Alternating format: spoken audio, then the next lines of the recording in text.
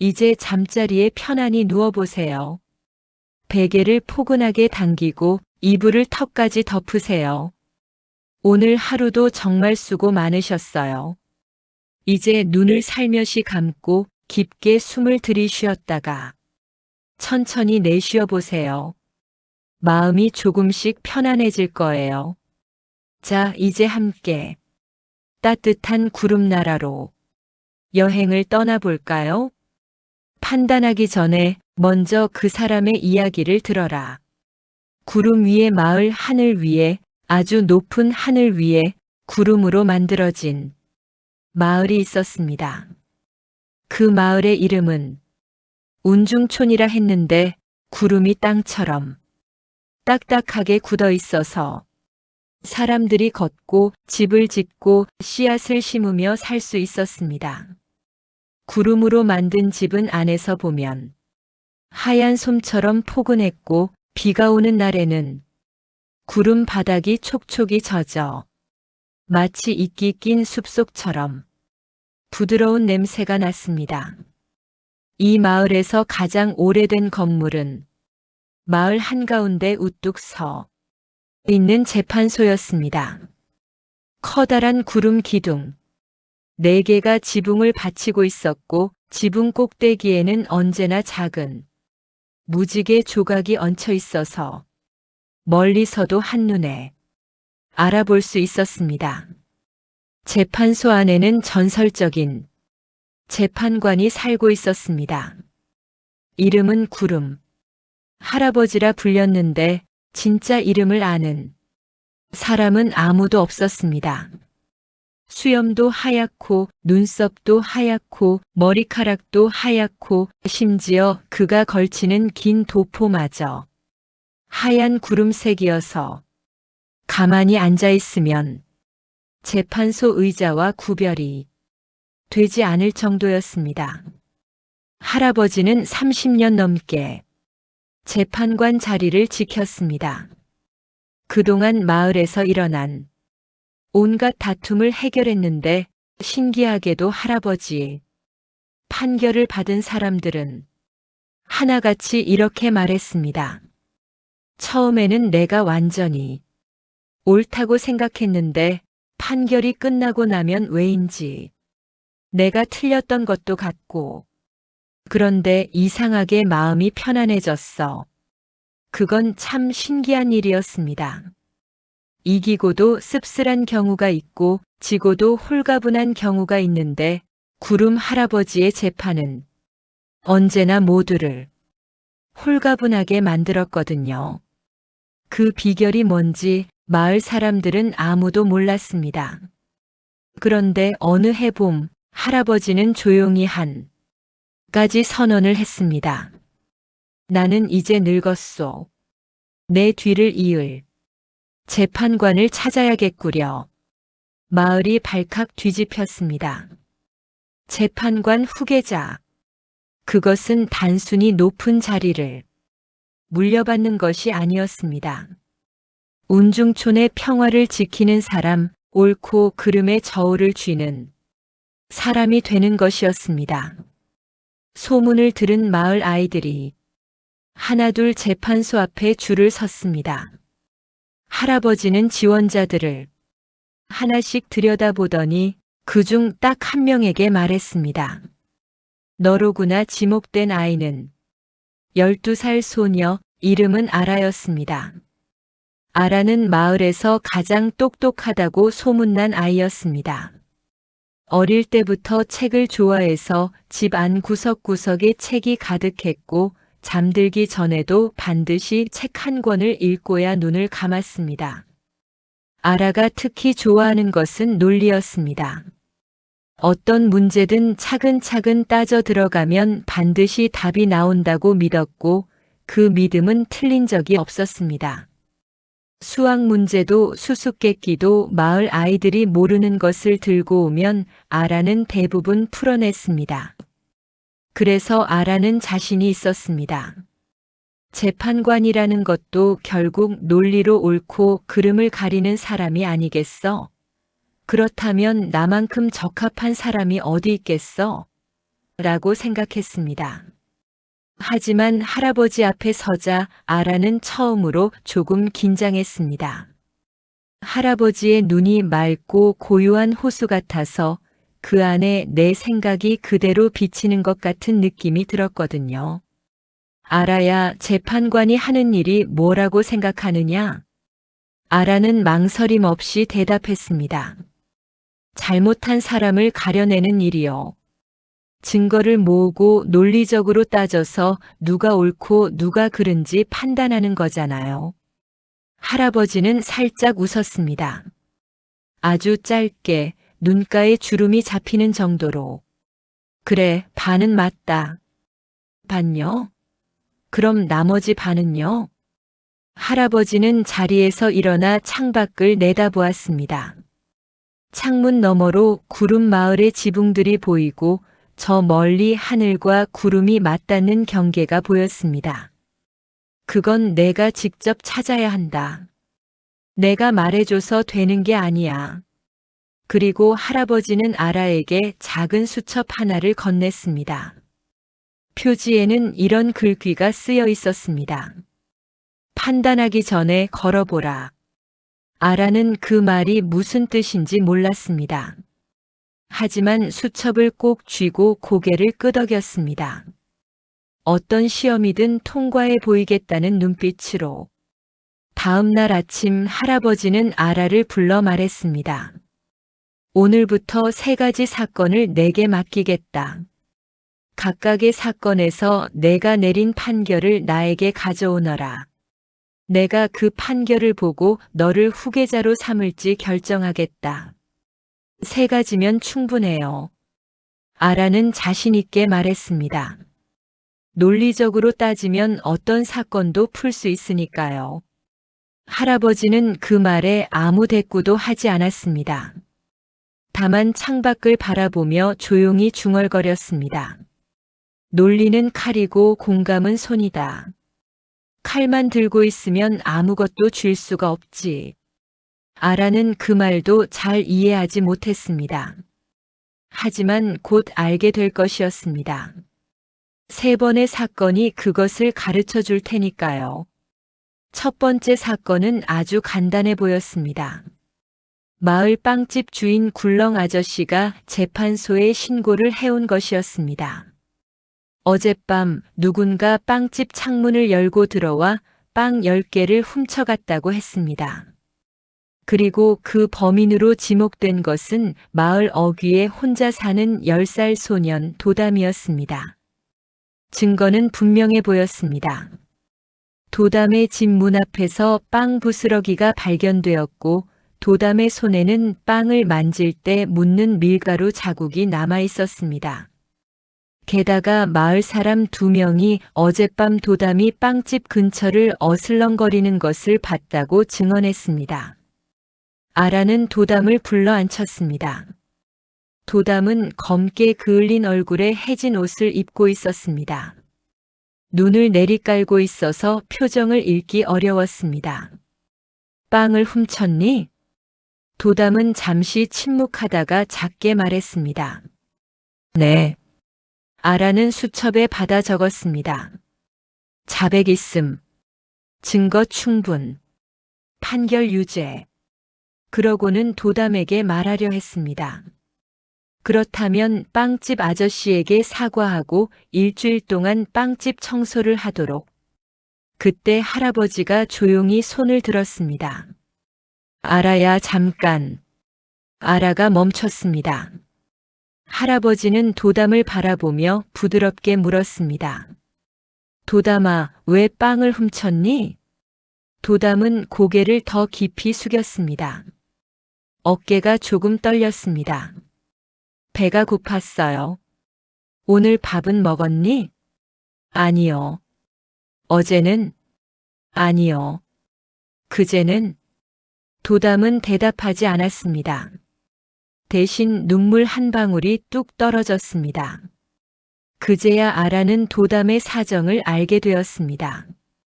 도담의 부모님은 반년 전에 큰 병이 들어 일을 할 수 없게 되었고 마을에서 유일하게 돈을 버는 사람이 10살 도담이었습니다. 낮에는 마을 창고에서 짐을 나르고 밤에는 밭에서 잡초를 뽑으며 겨우겨우 약값을 마련했습니다. 그러다 사흘째 되던 날 그것마저 모자라 식비가 떨어졌습니다.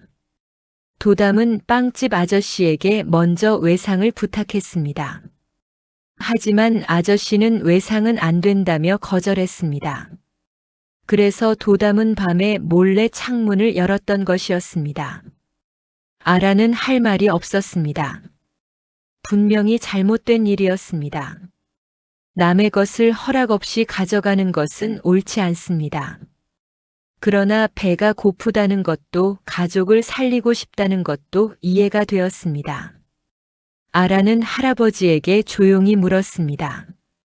그럼 어떻게 해야 하는 건가요? 잘못은 잘못이잖아요. 할아버지는 빵집 아저씨를 돌아보았습니다. 굴렁씨, 당신은 어떻게 생각하시오? 빵집 아저씨는 처음에는 굳은 표정이었습니다. 하지만 도담의 이야기를 듣고 나서 얼굴이 조금씩 흐려졌습니다.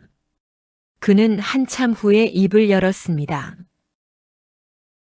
사실 도담이 저한테 부탁하러 왔을 때 저도 사정을 좀 더 물어볼 걸 그랬어요. 그냥 매몰차게 돌려보냈거든요. 그날 할아버지의 판결은 이랬습니다. 도담은 빵집에서 한 달간 성실히 일을 도우며 빵값을 갚는다. 굴렁씨는 도담 가족에게 당장 필요한 식량을 먼저 건넨다. 그리고 마을 사람들은 아픈 가정이 있을 때 서로 먼저 살피도록 한다. 재판소를 나서면서 굴렁 아저씨는 도담의 손을 잡았습니다. 도담은 처음에는 어리둥절했다가 이내 작게 울었습니다. 아라는 그 모습을 보며 수첩을 펼쳤습니다. 그리고 아까 적은 문장 위에 줄을 그었습니다. 판결 유죄. 그 위에 새로 썼습니다. 잘못은 가려야 한다.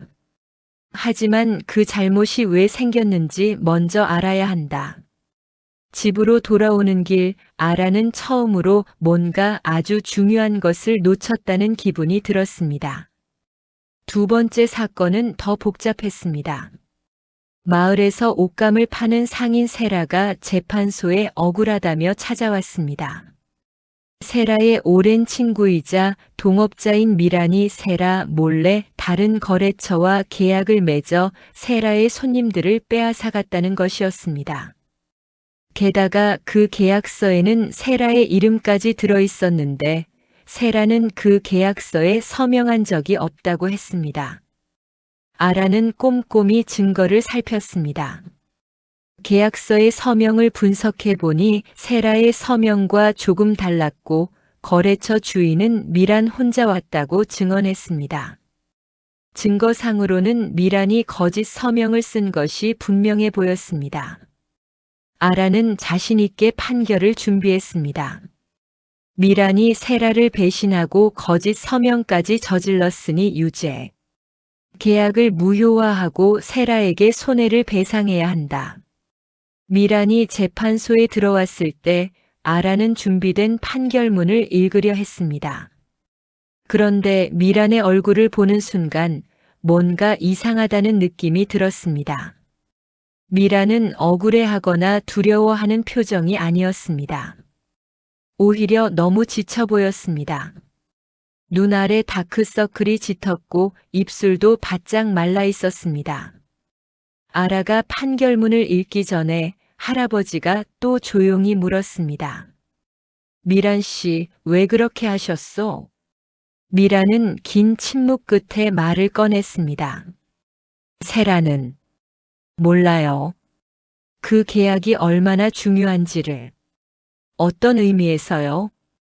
그 거래처는 구름 아래 마을에서 가장 큰 옷감 회사예요. 거기와 계약을 못하면 우리 가게는 내년에 문을 닫아야 해요. 세라가 작년부터 건강이 안 좋아진 건 알고 계시죠? 세라는 그 회사가 우리를 선택해 줄 거라고 믿지 않았어요. 어차피 안 될 거야 라며 계약 준비를 포기하려 했고요. 아라가 끼어들었습니다. 그렇다고 서명을 위조하면 되나요? 저도 알아요. 그건 잘못이에요. 미라는 고개를 숙였습니다. 그런데 저는 세라를 포기하게 두고 싶지 않았어요. 세라가 10년 동안 이 가게를 일으켜 세우는 걸 옆에서 봤거든요. 세라가 그냥 무너지는 걸 보고 싶지 않았어요. 제가 대신 해주고 계약을 따낸 다음 놀라게 해주려 했던 거예요. 그런데 미란의 목소리가 떨렸습니다. 그런데 세라가 먼저 알아버렸어요. 제가 설명할 틈도 없이 배신자라고 했어요. 아라는 멍하니 앉아 있었습니다. 미라는 분명히 잘못을 저질렀습니다. 친구의 서명을 허락 없이 쓴 것은 어떤 이유로도 정당화되지 않습니다. 하지만 그 행동의 뒤에 있는 마음은 배신이 아니라 우정이었습니다. 세라는 어떨까요? 아라는 세라를 돌아보았습니다. 세라는 굳은 얼굴로 시선을 피하고 있었습니다. 하지만 눈시울이 붉어져 있었습니다. 할아버지가 세라에게 물었습니다. 세라 씨, 미란 씨의 말을 들었지요. 어떻게 생각하시오? 세라는 한참 말이 없었습니다. 그러다 작게 말했습니다. 저를 그렇게 생각해 줬는지 몰랐어요. 할아버지의 판결은 이랬습니다. 미란 씨는 세라 씨의 동의 없이 서명을 쓴 것에 대해 공식으로 사과하고 앞으로 어떤 결정도 반드시 함께 의논하기로 약속한다. 세라 씨는 미란 씨의 진심을 받아들이고 두 사람은 앞으로의 가게 운영을 함께 결정한다. 계약은 두 사람이 함께 서명한 것으로 다시 작성한다. 재판이 끝난 후 세라와 미라는 서로 아무 말도 하지 않고 함께 재판소를 나갔습니다. 하지만 문을 나서면서 세라가 먼저 미란의 손을 잡았습니다. 아라는 또 수첩에 적었습니다. 잘못된 방법으로도 따뜻한 마음을 담을 수 있다. 방법을 바로잡는 것과 마음을 이해하는 것, 둘 다 해야 한다. 아라는 두 번째 사건을 마치고 집으로 돌아오는 길에 하늘을 올려다봤습니다. 구름이 유난히 낮게 깔려 있었습니다. 마치 무언가를 귓속말로 전해주려는 것처럼. 세 번째 사건은 마을 전체가 주목하는 큰 문제였습니다. 운중촌에는 마을 한가운데 공동 우물이 하나 있었습니다. 구름 속에서 솟아나는 이 우물은 깨끗하고 달콤한 물로 유명했는데 물이 그렇게 많지 않아서 마을 사람들이 번갈아가며 사용하는 규칙이 있었습니다. 오전은 북쪽 가구들, 오후는 남쪽 가구들, 저녁은 중간 가구들이 쓰는 시기였습니다. 그런데 반년 전부터 문제가 생겼습니다. 마을 우물 바로 옆집에 사는 노인 율 할아버지가 밤마다 우물 주변에 자물쇠를 채우기 시작한 것이었습니다. 아무도 몰래 밤새 물을 길어가고는 아침이 되면 우물 물이 전날보다 줄어 있었습니다. 마을 사람들의 불만이 쌓였습니다. 공동 우물은 모두의 것인데 자기만 더 많이 쓰는 것은 명백한 규칙 위반이었습니다. 게다가 율 할아버지는 혼자 사는 노인이었는데 혼자 사는 사람이 왜 그렇게 많은 물이 필요한지 아무도 이해하지 못했습니다. 아라는 증거를 모았습니다. 새벽에 우물 근처를 지켜보니 율 할아버지가 큰 물통 3개를 끌고 나와 물을 가득 채우는 것을 직접 목격했습니다. 규칙 위반은 사실이었습니다. 아라는 판결을 준비했습니다. 율 할아버지가 재판소에 왔습니다. 허리가 굽어 지팡이를 짚고 있었고 온몸에서 피곤함이 배어났습니다. 재판소 의자에 앉자마자 눈을 반쯤 감았습니다. 아라는 판결문을 읽으려 했습니다. 그런데 이번에는 아라 스스로 멈췄습니다. 첫 번째 사건과 두 번째 사건이 머릿속을 스쳐 지나갔거든요. 아라는 수첩을 내려놓고 율 할아버지에게 직접 물었습니다. 할아버지, 왜 밤에 물을 그렇게 많이 가져가시나요? 율 할아버지는 눈을 뜨고 아라를 한참 바라봤습니다. 그 눈빛이 처음에는 경계하는 것 같았다가 점점 녹아드는 것 같았습니다. 보여줄 게 있구나. 율 할아버지는 아라와 할아버지를 자기 집으로 데려갔습니다. 낡은 목조집 안으로 들어서자 처음에는 아무것도 보이지 않았습니다. 그런데 안채 문을 열었을 때 아라는 눈이 커졌습니다. 방 안가득 작은 화분들이 빼곡히 놓여 있었습니다. 수십 개, 아니 100개는 좋게 되어 보였습니다. 각각의 화분에는 작은 식물들이 자라고 있었는데 가만히 보니 모두 약초들이었습니다. 이게 다? 구름 위에서는 자라지 않는 것들이야. 율 할아버지가 말했습니다. 구름 아래 땅에서 가져온 씨앗들이지. 물이 마르면 죽어. 구름 물이 아니면 이 녀석들이 못 버텨. 왜 이걸 키우시는 건데요? 율 할아버지는 화분 하나를 조심스럽게 들어 올렸습니다. 손이 조금 떨렸습니다. 우리 마을에 작년에 이상한 기침병이 돌았잖니. 지금도 10집 중에 서너 집은 아직 기침을 해. 구름 아래 마을에 내려가서 약을 사오려면 보름이 걸리고 돈도 많이 들어. 내가 젊었을 때 약초를 조금 배웠거든. 이걸 키워서 마을 사람들 약으로 쓸 수 있을 것 같아서 시작했는데 노인의 목소리가 잠겼습니다. 말하고 싶지 않았어. 잘 될지도 모르는데 말했다가 괜히 기대 들게 하면 미안하잖아. 그냥 조용히 키워서 되면 주려고 했는데 아라는 아무 말도 할 수 없었습니다. 규칙을 어긴 것은 분명했습니다. 하지만 그 뒤에는 말 못한 사람의 진심이 가득 담겨 있었습니다. 할아버지의 판결은 이랬습니다. 율 어르신께서는 앞으로 약초 재배에 필요한 물의 양을 마을 사람들에게 알리고 마을 회의를 통해 정당한 몫을 배분받는다. 마을 사람들은 어르신의 약초 재배를 함께 돕는다. 어르신 혼자 감당하는 것이 아니라 이제는 마을 전체의 일로 함께한다. 재판이 끝나고 마을 사람들은 율 할아버지의 집을 찾아왔습니다. 처음에는 몇 명이, 그 다음 날에는 더 많이. 화분을 닦아주고 물을 날라주고 약초 이름을 배웠습니다. 율 할아버지는 문 앞에 서서 그 모습을 보다가 소리 없이 울었습니다. 오랫동안 혼자였던 사람의 눈물이었습니다. 아라는 수첩에 마지막으로 적었습니다. 말하지 않은 것이 나쁜 마음이 아닐 수 있다. 조용히 혼자 짊어진 것이 오히려 가장 따뜻한 마음일 수 있다. 3가지 사건이 모두 끝난 다음 날 아라는 할아버지 앞에 섰습니다. 수첩을 꼭 쥔 손이 조금 떨렸습니다.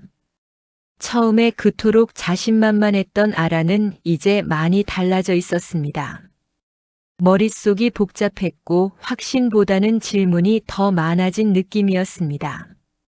할아버지, 저 판결문 가져왔어요. 할아버지는 천천히 수첩을 받아들었습니다. 아라가 새 사건에서 쓴 메모들 고치고 또 고친 흔적들, 그리고 마지막에 적힌 문장들을 천천히 읽었습니다. 오래 읽었습니다. 아라는 그 시간이 너무 길게 느껴져서 손을 꼭 모으고 기다렸습니다. 마침내 할아버지가 수첩을 덮었습니다. 그리고 아라를 바라보았습니다. 아라야, 재판관이 하는 일이 뭐라고 생각하느냐? 처음에 했던 질문과 똑같았습니다. 아라는 이번에는 대답이 바로 나오지 않았습니다. 잠시 생각하다가 천천히 입을 열었습니다. 처음에는 잘못한 사람을 가려내는 일이라고 했었는데, 이제는 조금 다르게 생각해요. 어떻게? 사람을 판단하는 건 행동을 보는 것만으로는 부족한 것 같아요. 그 행동이 왜 나왔는지, 그 사람이 무엇을 짊어지고 있었는지를 먼저 알아야 해요. 그래야 진짜 판단을 할 수 있는 것 같아요. 할아버지가 고개를 끄덕였습니다. 그리고 또, 판결은 이기고 지는 게 아니에요. 두 사람 모두 앞으로 살아갈 수 있어야 해요. 한 사람이 무너지면 마을도 같이 무너지니까요. 할아버지는 잠시 눈을 감았다가 떴습니다. 이제 수첩 앞에 적힌 말이 무슨 뜻인지 알겠느냐? 아라는 수첩 표지를 펼쳤습니다. 판단하기 전에 걸어보라. 아라는 고개를 들었습니다. 상대방의 자리에서 한번 걸어보라는 뜻이에요. 그 사람의 신발을 신고 그 사람이 걸어온 길을 따라가 보면 왜 그랬는지 이해가 될 때가 있다는 거잖아요. 할아버지는 자리에서 천천히 일어났습니다. 오래된 서랍을 열어 작은 나무 도장 하나를 꺼냈습니다. 구름 모양이 새겨진 도장이었는데 그것은 대대로 운중촌 재판관이 물려받아온 것이었습니다. 아라야. 네. 너는 3가지 사건에서 모두 처음 판결을 바꿨다. 증거가 틀려서가 아니라 사람을 더 깊이 들여다봤기 때문이지. 그건 쉬운 일이 아니야. 자기가 옳다는 생각을 잠깐 내려놓는 것이 얼마나 어려운지 어른들도 평생 배우다 못다 배우는 사람이 많거든. 할아버지가 도장을 아라의 손 위에 올려놓았습니다. 이게 무거운 줄 알지? 네. 그 무게를 안다면 넌 좋은 재판관이 될 수 있어. 아라는 두 손으로 도장을 받았습니다. 도장은 생각보다 따뜻했습니다. 오랫동안 할아버지의 손 안에 있어서인지 아니면 그 안에 수십 년의 이야기가 담겨서인지 아라는 그날 밤 재판소 창문 앞에 앉아 마을을 내려다봤습니다. 불이 켜진 집들이 보였습니다. 굴렁 아저씨 빵집, 세라와 미란의 옷감 가게, 율 할아버지의 집. 모두가 지금 이 순간 각자의 이야기를 안고 살아가고 있었습니다. 아라는 생각했습니다. 저 많은 집들 중에 겉에서 봤을 때 아무 문제 없어 보이지만 사실은 조용히 힘든 사람들이 얼마나 많을까. 그리고 나는 그것을 얼마나 알고 있을까. 아라가 도장을 받은 지 사흘 뒤 할아버지가 아라를 불렀습니다.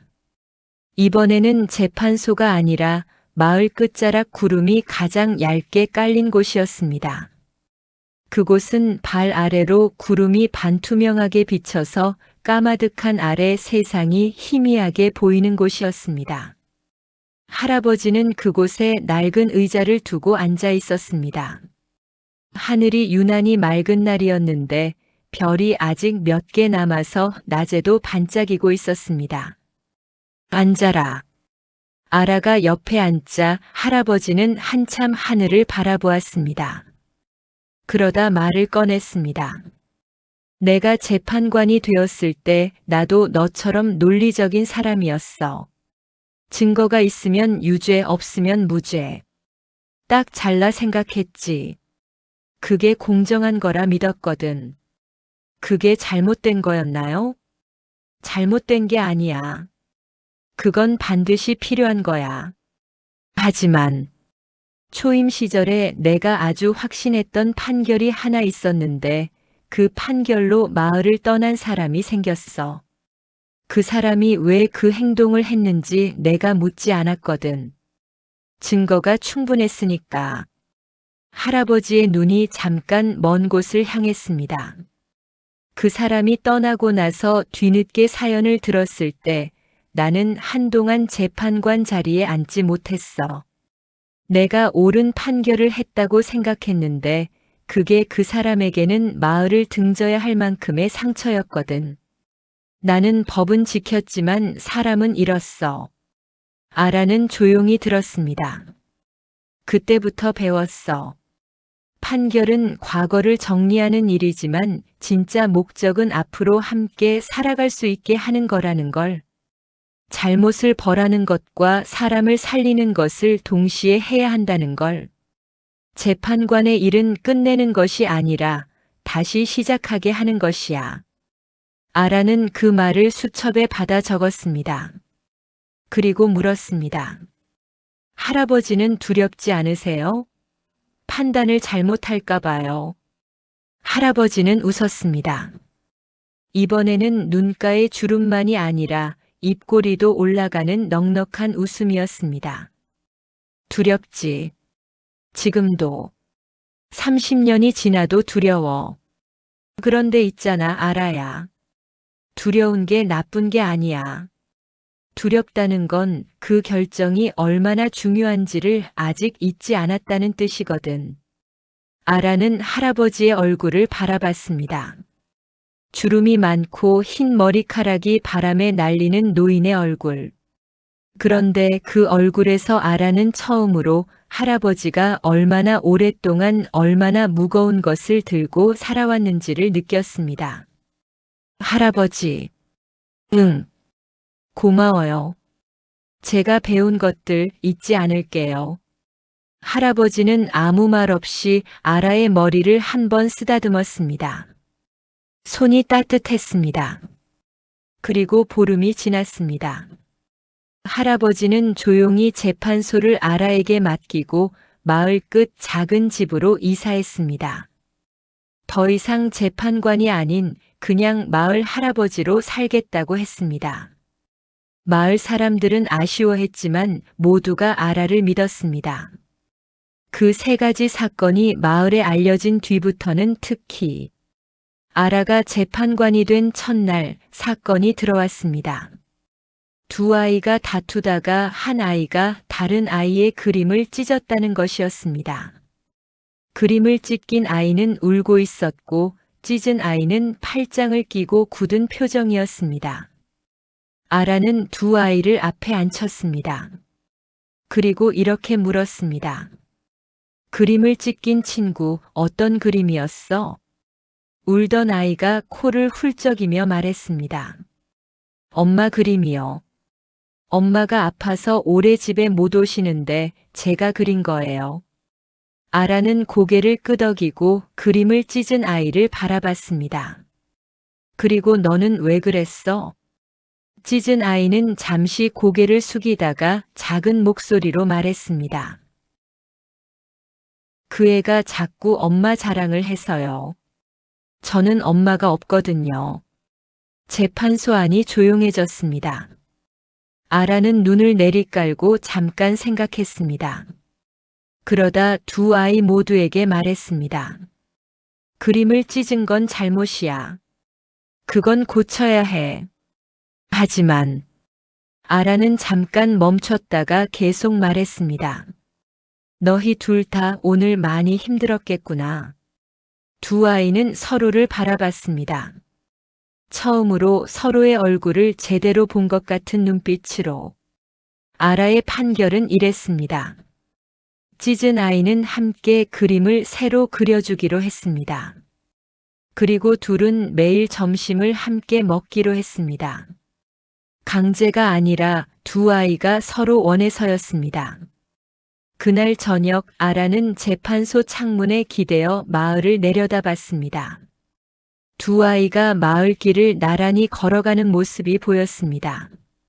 아직 어색한 걸음이었지만 어깨가 살짝 가까웠습니다. 아라는 할아버지가 했던 말을 떠올렸습니다. 재판관의 일은 끝내는 것이 아니라 다시 시작하게 하는 것이야.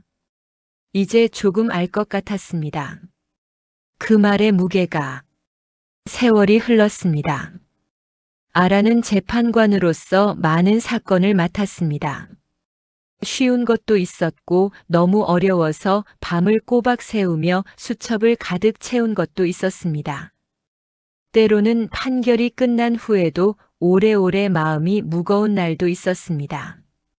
하지만 아라는 언제나 이것 하나만큼은 잊지 않았습니다. 판결을 내리기 전에 반드시 이 질문을 먼저 하는 것이었습니다. 당신은 왜 그랬나요? 그 질문 하나로 달라지는 것이 참 많았습니다. 굳었던 표정이 풀리고 숨겨뒀던 이야기가 흘러나오고 서로 등을 돌렸던 사람들이 조금씩 다시 마주보게 되는 일이 생겼습니다. 물론 이유를 들어도 용납할 수 없는 잘못도 있었습니다. 하지만 그때에도 아라는 그 이유를 듣는 것이 판결을 흐리게 만든다고 생각하지 않았습니다. 오히려 그것을 들어야만 진짜 판결을 내릴 수 있다고 믿었습니다. 운중촌 사람들은 아라를 이렇게 불렀습니다. 먼저 묻는 재판관이라고. 그것이 아라의 가장 큰 자랑이었습니다. 어느 저녁 아라는 구름나라 끝자락에 앉아 노을을 바라봤습니다. 구름이 분홍빛과 주황빛으로 물드는 시간이었습니다. 저 멀리 작은 집 창문에 불이 켜졌습니다. 율 할아버지의 집이었습니다. 지금쯤 마을 아이들과 함께 약초에 물을 주고 있을 것입니다. 그 옆에는 굴렁 아저씨 빵집에서 저녁 빵 굽는 연기가 피어오르고 있었고 도담은 이제 어엿한 청년이 되어 그 빵집에서 일을 배우고 있었습니다. 세라와 미란의 가게는 구름 아래 마을까지 소문이 날 만큼 커져 있었습니다. 아라는 수첩을 펼쳤습니다. 첫 장에는 아직도 그 문장이 남아 있었습니다. 할아버지가 처음 건네준 수첩 표지의 말. 판단하기 전에 걸어보라. 그 아래에 아라가 나중에 덧붙인 말도 있었습니다. 그리고 먼저 물어보라. 당신은 왜 그랬나요? 라고. 저녁 바람이 불어와 수첩 페이지를 살랑 넘겼습니다. 구름마을 어딘가에서 아이들 웃음소리가 들려왔습니다. 아라는 눈을 살며시 감았습니다. 오늘도 마을은 평화로웠습니다. 오늘도 누군가는 이해받았습니다. 그것으로 충분했습니다.